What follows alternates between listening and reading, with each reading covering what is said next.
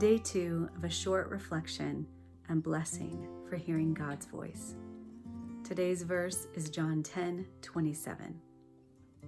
My sheep hear my voice, and I know them, and they follow me.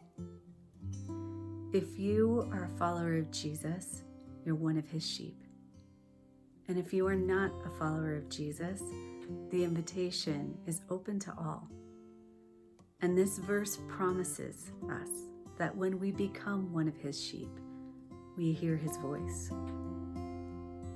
We may not always recognize the ways that he's speaking. In fact, this is something I've had to pray into over the years. But this verse assures us that we can.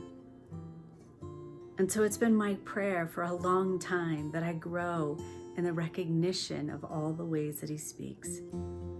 And I pray for you to do the same. My prayer is that your spirit, my spirit, would become so in tune with his spirit that we recognize his voice. Hearing from him requires faith. Faith in believing that he actually speaks. Faith in believing that you can hear his voice. And I want to encourage you, he can help you grow in that faith too.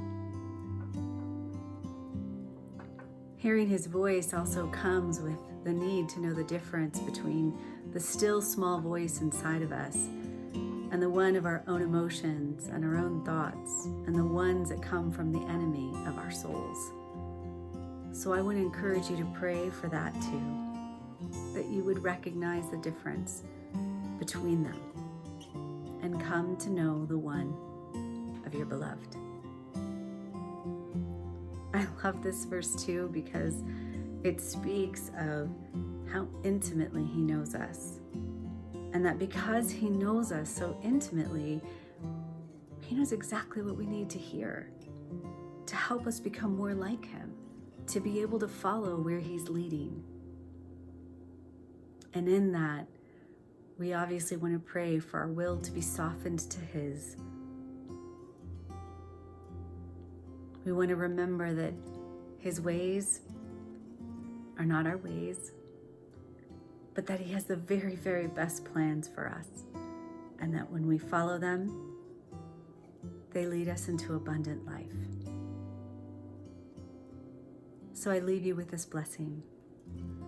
May you continue to grow in your understanding of what it means to be one of Jesus' sheep. As one of his sheep, may you know that as one of his own, it is your birthright to hear his voice.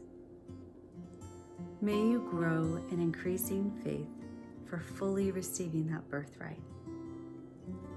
May your spirit be so in tune with his spirit that you come to recognize all of the ways that he's speaking to you.